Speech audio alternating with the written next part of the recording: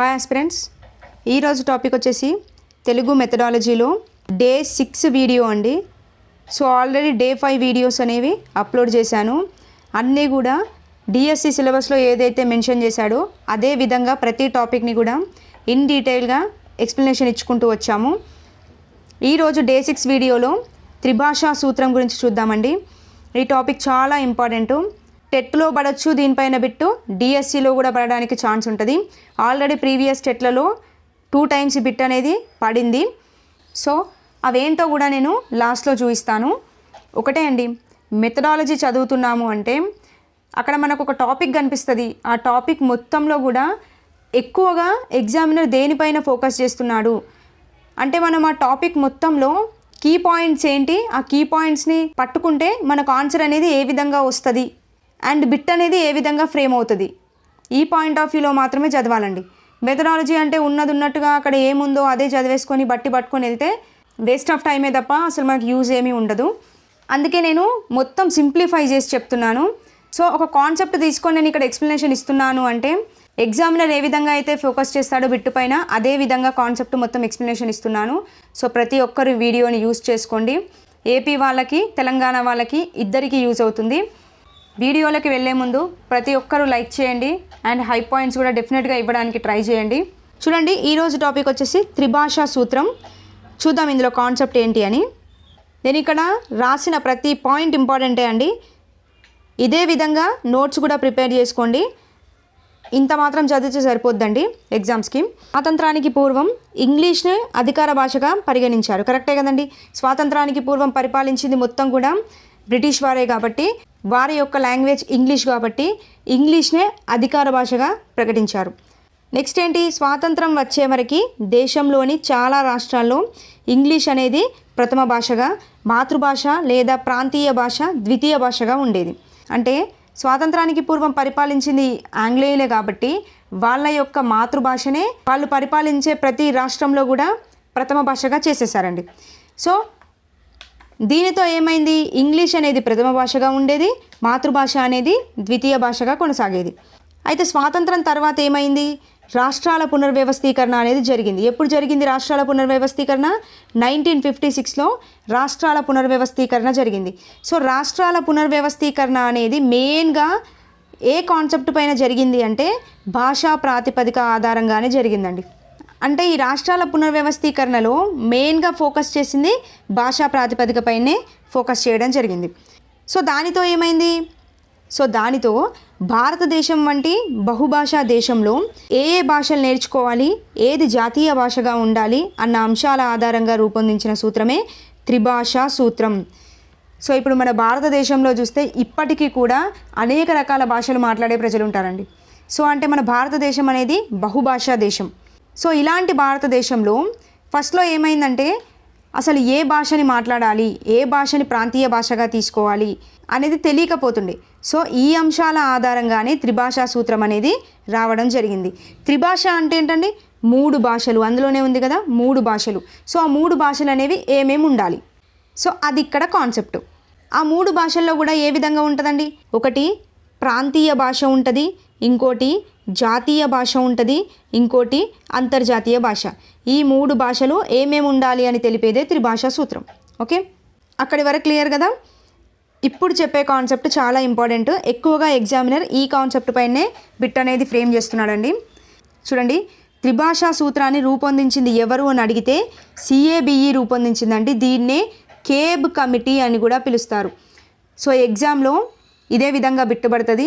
త్రిభాషా సూత్రాన్ని రూపొందించింది ఎవరు అని అడిగేసి ఆప్షన్స్లలో కేబ్ అని ఇచ్చినా కానీ కేబే ఆన్సర్ పెట్టాలి. ఎందుకంటే CABEనే కేబ్ అని కూడా పిలుస్తారు. ఓకే, సో కేబీ యొక్క ఫుల్ ఫామ్ ఏంటండి, central advisory board of education.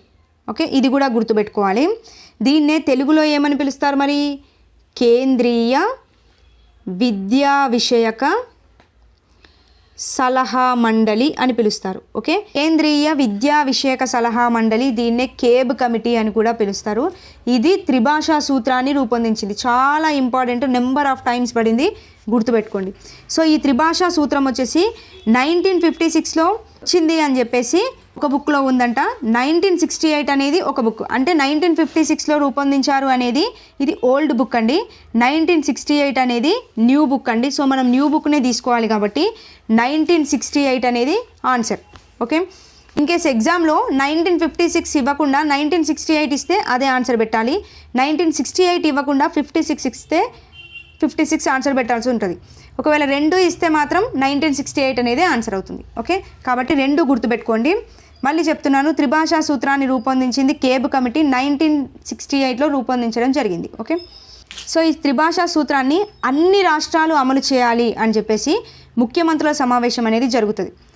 So ఇది ఎప్పుడు జరిగింది అంటే 1961లో జరిగిందండి. ఇది కూడా గుర్తుపెట్టుకోవాలి. నెక్స్ట్ 1964-66లో మనకి కొఠారి కమిషన్ వచ్చింది. ఇది అందరికీ తెలుసు. మరి ఇక్కడ కొఠారి కమిషన్ని ఎందుకు ఇంక్లూడ్ చేశాడు అంటే, ఈ కొఠారి కమిషన్ కూడా త్రిభాషా సూత్రాన్ని గురించి మాట్లాడిందండి. ఏమని చెప్పింది త్రిభాషా సూత్రాన్ని అంటే, ఈ త్రిభాషా సూత్రాన్ని వెంటనే అమలు చేయాలి అని సూచించిన కమిటీ ఏది అంటే కొఠారి కమిషన్. ఎగ్జామ్లో 2 విధాలుగా అడుగుతాడు కొఠారి కమిషన్ మీద. కొఠారి కమిషన్ ఎప్పుడు ఏర్పడింది అని అడిగితే 1964-66 నెంబర్ ఆఫ్ టైమ్స్ పడింది ఇది ఇయర్. ఇక్కడ ఇంకో బిట్ ఏం పడుతుంది అంటే, త్రిభాషా సూత్రాన్ని వెంటనే అమలు చేయాలి అని సూచించిన కమిటీ ఏది అన్న కొఠారి కమిషన్. ఓకే, గుర్తుపెట్టుకోండి. నెక్స్ట్ ఇది కూడా ఒకసారి బిట్టుబడిందండి. 1978లో ఎన్సీఈఆర్టీ. సో ఎన్సీఆర్టీ ఏం చెప్పిందంటే 10+2+3 విద్యా ప్రణాళికలు త్రిభాషా సూత్రాన్ని తప్పనిసరిగా అమలు చేయాలి అని నిర్ణయించారండి. సో ఇది కూడా చాలా ఇంపార్టెంట్. ఇదే విధంగా అడుగుతాడు. 1978లో 10+2+3 విద్యా ప్రణాళికలు త్రిభాషా సూత్రాన్ని తప్పనిసరిగా అమలు చేయాలి అని ఏ సంస్థ నిర్ణయించింది అని అడుగుతాడు. ఏది అంటే ఎన్సీఆర్టీ నిర్ణయించిందండి, గుర్తుపెట్టుకోండి. ఓకే, ఇక్కడ ఉన్న ప్రతి పాయింట్ ఇంపార్టెంటే, కావాలంటే స్క్రీన్ షాట్ కూడా తీసుకొని పెట్టుకోండి. సో ఇప్పుడు ఇక్కడ త్రిభాషా సూత్రం గురించి మాట్లాడితే చెప్పాను కదా, త్రిభాష అంటే 3 భాషలు ఉంటాయి. దాంట్లో ప్రథమ భాష ఏంటి, ద్వితీయ భాష ఏంటి, తృతీయ భాష ఏంటి అనేది తెలుసుకోవాలి. సో ఇప్పుడు హిందీ మాతృభాష కాని రాష్ట్రాలు ఈ త్రిభాషా సూత్రాన్ని ఏ విధంగా అమలు చేస్తాయనేది చూడాలి. అంటే ఇప్పుడు హిందీ మాతృభాష కాని రాష్ట్రాలు అంటే, ఇప్పుడు తెలంగాణలో మాతృభాష మన మాతృభాష తెలుగు, అదే ఏపీలో కూడా మాతృభాష తెలుగే కదండి. అంటే ఇప్పుడు మనకు హిందీ అయితే మాతృభాష కాదు కదా, తెలుగు మాత్రమే మన మాతృభాష. ఇలాంటి రాష్ట్రాల్లో ఏ విధంగా ఉంటుంది త్రిభాషా సూత్రం అని చూస్తే చూడండి, ప్రథమ భాషగా ఉండేది మాతృభాష లేదా ప్రాంతీయ భాష. సో మాతృభాష అన్న ప్రాంతీయ భాష అన్న 2 వాళ్ళు మాట్లాడే భాషనే కదా, అంటే వాళ్ళ అక్కడ ఎక్కువగా ప్రాచుర్యంలో ఉన్న భాషనే తీసుకుంటారు. సో ఇది ప్రథమ భాషగా ఉండాలి. ఇప్పుడు మన దగ్గర చూసుకుంటే తెలుగు కదండి మన మాతృభాష. సో తెలుగు అనేది మన ప్రథమ భాష. నెక్స్ట్ ద్వితీయ భాష. ద్వితీయ భాషనే ఏమని పిలుస్తారు అంటే జాతీయ భాష అని పిలుస్తారండి. ఇప్పుడు కూడా మనకి నేషనల్ లాంగ్వేజ్ ఏదండి, హిందీయే కదా. సో చూడండి, ద్వితీయ భాషగా హిందీ ఉండాలి, అంటే జాతీయ భాష హిందీ. నెక్స్ట్ తృతీయ భాష, ఇది అంతర్జాతీయ భాష. ఇప్పుడు మనకు కూడా ఇంటర్నేషనల్ లాంగ్వేజ్ ఇంగ్లీషే కదండి, ఈ ఇంగ్లీష్ అనేది ఉండాలి. ఓకే, ఇది దేనికి, హిందీ మాతృభాష కాని రాష్ట్రాల్లో ఉండాల్సింది ప్రథమ భాషగా మాతృభాష లేదా ప్రాంతీయ భాష, ద్వితీయ భాషగా హిందీ ఉండాలి, తృతీయ భాషగా ఇంగ్లీష్ ఉండాల్సి ఉంటుంది. చాలా ఇంపార్టెంట్, గుర్తుపెట్టుకోవాలి కంపల్సరిగా. ఇదే విధంగా బిట్ ఫ్రేమ్ అవుతుంది. మాతృభాష హిందీ కాని రాష్ట్రాల్లో త్రిభాషా సూత్రం ఏ విధంగా ఉంటుంది అని చెప్పేసి ఇచ్చేసి ఇదే విధంగా ఇస్తాడు. ప్రథమ భాష హిందీ, ద్వితీయ భాష ఇంగ్లీషు, తృతీయ భాష మాతృభాష ఇలా ఇస్తాడు. సో మనం దాన్ని ఆర్డర్లో పెట్టాల్సి ఉంటుంది కాబట్టి కంపల్సరిగా గుర్తుపెట్టుకోవాలి. హిందీ మాతృభాష కాని రాష్ట్రాలు చూసాం, అంటే ఎగ్జాంపుల్గా మన రాష్ట్రం. ఇప్పుడు హిందీ మాతృభాష అయిన రాష్ట్రాలు త్రిభాషా సూత్రాన్ని ఏ విధంగా అమలు చేస్తాయి చూడాలి. చూడండి, హిందీ మాతృభాష అంటే హిందీయే ఇక వాళ్ళ మాతృభాష. అలాంటప్పుడు వాళ్ళ ప్రథమ భాష ఏముంటుందండి, హిందీయే వాళ్ళ ప్రథమ భాషగా ఉంటుంది. ద్వితీయ భాషగా ఏం తీసుకుంటారు అంటే ఇంగ్లీష్ని తీసుకుంటారు. ఓకే, గుర్తుపెట్టుకోండి, ద్వితీయ భాషగా తీసుకునేది ఇంగ్లీష్, తృతీయ భాషగా తీసుకునేది ఏదైనా ఒక దక్షిణ భారతదేశ భాషను తీసుకోవాలి. ఓకే, ఇంతే. ఇక్కడ 2 కాన్సెప్ట్స్. హిందీ మాతృభాష అయితే ఏ విధంగా త్రిభాషా సూత్రం అమలవుతుంది, హిందీ మాతృభాష కాకపోతే ఏ విధంగా అమలవుతుంది చూసుకోవాలి. ఓకే, సో ఇక్కడ హిందీ గురించి వచ్చింది కాబట్టి ప్రతి పాఠశాలలో హిందీని ప్రవేశపెట్టిన సంవత్సరం ఏంటి అంటే 1937లో పాఠశాలలో హిందీని ప్రవేశపెట్టారండి, గుర్తుపెట్టుకోండి. అయితే ఇక్కడ ఇంకో ఇంపార్టెంట్ కాన్సెప్ట్ ఏంటి అంటే, కొంతమంది వ్యక్తులు ఏం చేశారు అంటే ఈ త్రిభాషా సూత్రం వచ్చిన తర్వాత కొన్ని నిర్వచనాలు అనేవి చెప్పారు. సో అందులో ఒక 2-3 ఉన్నారు, వాళ్ళ వాళ్ళు ఏం చెప్పారు అనేది గుర్తుపెట్టుకోవాలి. నెహ్రూ ఉన్నాడు కదండి, జవహర్లాల్ నెహ్రూ, అతను ఈ త్రిభాషా సూత్రం గురించి ఏమని మాట్లాడాడు అనేది ఇంపార్టెంట్. చూడండి, హిందీయేతర రాష్ట్రాలలోని వారు అంటే హిందీ మాతృభాష కాని రాష్ట్రాల వారు తమంతట తాముగా కోరే వరకు ఇంగ్లీష్కి బదులుగా హిందీని అధికార భాషగా చేయబోమని, అంతవరకు హిందీతో పాటు ఇంగ్లీష్ కూడా సమాంతర భాషగా కొనసాగుతుందని హామీ ఇచ్చారు. అంటే ఇప్పుడు హిందీ అనేది మాతృభాష కాదు, అలాంటి రాష్ట్రాల్లో అక్కడి ప్రజలు వాళ్ళు కోరుకుంటే మాత్రమే హిందీని అధికార భాషగా పెడతారండి. సో ఇప్పుడు మన మాతృభాష ఏంటి? తెలుగు. సో మనం కోరుకుంటే మాత్రమే వాళ్ళు హిందీని అధికార భాషగా పెడతారే తప్ప, అది దేనికి? ఇంగ్లీష్కి బదులుగా హిందీని అధికార భాషగా పెడతారే తప్ప మన ప్రమేయం లేకుండా వాళ్ళు హిందీని అధికార భాషగా పెట్టరండి. సో ఇక్కడ అదే చెప్పిండు ఆయన. ఓకే, హిందీతో పాటు ఇంగ్లీష్ని కూడా సమాంతర భాషగా కొనసాగుతుందని చెప్పేసి హామీ ఇచ్చింది ఎవరు అని అడిగితే నెహ్రూ అండి. చాలా ఇంపార్టెంట్, గుర్తుపెట్టుకోవాలి. ఇంకొక అతను కేఎం మున్షి కూడా ఉంటాడు. అతను ఏం చెప్తాడు అంటే, సంస్కృత భాషా వ్యాప్తికి త్రిభాషా సూత్రం అనేది గొడ్డలి పెట్టు లాంటిది. సో ఈ త్రిభాషా సూత్రం వల్ల సంస్కృత భాషకు స్థానం లేకుండా పోయింది అని ఎవరన్నారు అంటే కేఎం మున్షి అంటారండి. ఇక్కడ ఈ త్రిభాషా సూత్రం టాపిక్లో ఇంకా గుర్తుపెట్టుకోవాల్సిన కొన్ని పాయింట్స్ ఉన్నాయి చూడండి. ఈ భాషను గురించి రాజ్యాంగం కొన్ని కీలక భావనలు చేసింది. ఇక్కడ ఆర్టికల్స్ ఇచ్చాడు, ఆ ఆర్టికల్స్ గుర్తుపెట్టుకోవాలి, ఎందుకంటే ప్రీవియస్లో బిట్టుబడింది. ఈ 350 ఆర్టికల్ గురించి ప్రీవియస్లో అడిగాడు. అల్పసంఖ్యాక వర్గాల వారికి భాషా విషయక స్వేచ్ఛ హక్కును కల్పించి వారి భాషా పరిరక్షణకు హామీ ఇచ్చిన రాజ్యాంగ అధికరణం ఏది అంటే 350 అండి. నెక్స్ట్ 350A, ఇది కూడా ఇంపార్టెంట్. ప్రతి రాష్ట్రం, ప్రతి స్థానిక అధికార సంస్థ ప్రాథమిక విద్యాస్థాయిలో అల్పసంఖ్యాక భాషా వర్గాల పిల్లలకు వారి మాతృభాషలో బోధన అభ్యసనకు తగిన సౌకర్యాలు కల్పించాలి. ఇక్కడ ఏం లేదు కాన్సెప్ట్, ఒక్కసారి రెండింటికి డిఫరెన్స్ చూడండి, అర్థమైపోద్ది. ఇక్కడ 350, 350A రెండు కూడా అల్పసంఖ్యాక వర్గాల గురించే మాట్లాడతాయండి. సో 350 అయితే అల్పసంఖ్యాక వర్గాల వారికి భాషా విషయక స్వేచ్ఛ హక్కును కల్పించాలి అని చెప్పింది 350. ఓకే, భాషా విషయక స్వేచ్ఛ హక్కును కల్పించాలి అని. అదే 350A ఏమో ఈ అల్పసంఖ్యాక వర్గాల వారి పిల్లలకు వారి మాతృభాషలోనే బోధన అభ్యసనకు తగిన సౌకర్యాలు కల్పించాలి అనేది 350A. ఓకే, భాషా విషయక స్వేచ్ఛ అంటే 350, అదే వారి మాతృభాషలోనే బోధన అభ్యసనకు తగిన సౌకర్యాలు కల్పించాలి అంటే 350A. ఓకే, ఈ రెండు గుర్తుపెట్టుకోవాలి. సో 19(1)Aలో ఏముంటుంది అంటే భావ ప్రకటన స్వేచ్ఛ అనేది ఉంటుంది. నెక్స్ట్ 18 ఏం తెలుపుతుంది అంటే అధికార భాషలను గుర్తించు విధానాన్ని, వాటి పరిధులను, పరిమితులను చర్చించే ఆర్టికల్ ఏది అంటే 18. ఓకే, అధికార భాషలను గుర్తించే విధానం కావచ్చు, దాని పరిధులు కావచ్చు, పరిమితులను చర్చించేది 18. నెక్స్ట్ 346 జాతీయ భాష హిందీ అమలు గురించి తెలిపే ఆర్టికల్ ఏది అంటే 346. ఓకే, ఇవ్వండి, ఇంకా చాలా ఆర్టికల్స్ ఇచ్చాడు, బట్ ఇక్కడ మెన్షన్ చేసినవే మేజర్గా గుర్తుపెట్టుకోండి.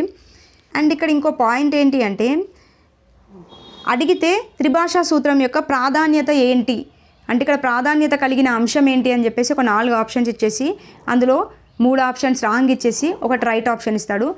సో మనం త్రిభాషా సూత్రం అంటే ఏంటి, అసలు ఎందుకు వచ్చింది, త్రిభాషా సూత్రాల్లో ఏమేమి ఉన్నాయి, ఈ కాన్సెప్ట్ మీకు ఆల్రెడీ తెలిసింది. ఇది ఒక్కటి మైండ్లో పెట్టుకుంటే అక్కడ ఎన్ని ఆప్షన్స్ స్టేట్మెంట్లో ఫ్రేమ్ చేసినా ఈజీగా ఆన్సర్ పెట్టొచ్చండి. ఓకే, చాలా ఈజీగా పెట్టొచ్చు. సో ఇక్కడ 2-3 పాయింట్స్ చూసినట్లయితే, మాతృభాష లేదా ప్రాంతీయ భాషను ప్రథమ భాషగా నిర్ణయించడం వల్ల ఏమవుతుంది, దేశంలోని బహుభాషా తత్వానికి ఒక గుర్తింపు, గౌరవం అనేది లభిస్తుంది. అంతే కదండి. అంటే ఇప్పుడు మన దగ్గరే మాతృభాషను ప్రథమ భాషగా గుర్తించడం, అవునా? సో దీనివల్ల ఏమైంది, దేశంలో బహుభాషల్ని గుర్తించాము. అంటే ప్రథమ భాషగా మనది గుర్తిస్తే ద్వితీయ భాషగా హిందీని గుర్తించాము, తృతీయ భాషగా ఇంగ్లీష్ని గుర్తించాము. అంటే అనేక భాషలకు కూడా గుర్తింపు, గౌరవం అనేది లభిస్తుంది. ఇది ఒక పాయింట్. నెక్స్ట్ ఇంకేమవుతుంది, త్రిభాషా సూత్రం అమలవుతే ఇప్పుడు అల్పసంఖ్యాక వర్గాల ప్రజలు ఉంటారు కదండి. సో అలాంటి వారి భాషలకు సమాజంలో ఒక మంచి స్థానం అనేది లభిస్తుంది కదండి. సో తప్పకుండా లభిస్తుంది. సో ఇప్పుడు త్రిభాషా సూత్రంలో మనకి తృతీయ భాషగా ఏం తీసుకున్నామండి, ఇంగ్లీష్ని తీసుకున్నాం. సో ఇలా ఇంగ్లీష్ని తీసుకోవడం వల్ల ఇంగ్లీష్ని కూడా చదువుతాం, ఇంగ్లీష్ని కూడా నేర్చుకుంటాం. కాబట్టి అనేక సాంకేతిక రంగాల అభివృద్ధికి, అంతర్జాతీయ అవగాహనకి ప్రపంచీకరణకి తోడ్పడుతుంది కదండి, తోడ్పడుతుంది ఇలా అన్నట్టు. అంటే ఇలా త్రిభాషా సూత్రం అమలు చేయడం వల్ల కొన్ని బెనిఫిట్స్ ఉంటాయి. సో మన కాన్సెప్ట్ అనేది అండర్స్టాండ్ అయితే ఆ బెనిఫిట్స్ అనేవి ఆటోమేటిక్గా ఆప్షన్ చూడంగానే అర్థమైపోతుందండి. ఓకే, సో ఇక్కడ చూడండి ప్రీవియస్ స్టెట్లో ఈ కాన్సెప్ట్ నుండి ఏం బిట్స్ వచ్చాయో చూద్దాము. నేను ఏ కాన్సెప్ట్ చెప్పినా ప్రీవియస్లో కాన్సెప్ట్ నుండి టచ్ అయితే కంపల్సరీగా ఇక్కడ యాడ్ చేస్తున్నాను.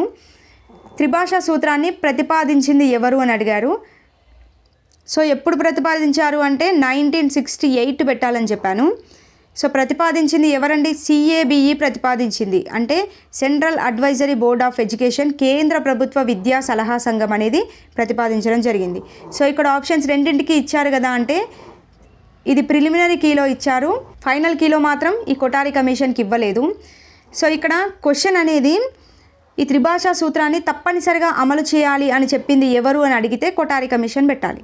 ఓకే, సో ఇప్పుడు దీనికి ఆన్సర్ వచ్చేసి కేంద్ర ప్రభుత్వ విద్యా సలహా సంఘం CABE ప్రతిపాదించడం జరిగింది. ఓకే, నెక్స్ట్ ఆఫ్లైన్ టెట్ జరిగినప్పుడు వచ్చింది ఇది. భాషా సమస్యను పరిష్కరించేందుకు త్రిభాషా సూత్రాన్ని ప్రతిపాదించిన సంవత్సరం ఎంత అని అడిగాడు. చెప్పండి ఎంత అండి? ఇందాక చెప్పాను కదా 1968లో ప్రతిపాదించారు. సో 1968 అనేది ఆన్సర్. 1965 కాదు, 62 కాదు, 64 కాదు. ఓకే, ఇయర్ చాలా ఇంపార్టెంట్, గుర్తుపెట్టుకోండి. ఇవ్వండి 2 బిట్స్ వచ్చాయి, నేను 2 బిట్స్ ఇక్కడ ఎక్స్ప్లెనేషన్ ఇచ్చాను. వీడియో మీకు యూస్ఫుల్గా అనిపిస్తే మాత్రం ప్రతి ఒక్కరు లైక్ చేయండి. అండ్ నెక్స్ట్ వీడియోలో మళ్ళీ కలుద్దాం. థ్యాంక్ యూ అండి, థ్యాంక్ యూ ఫర్ వాచింగ్.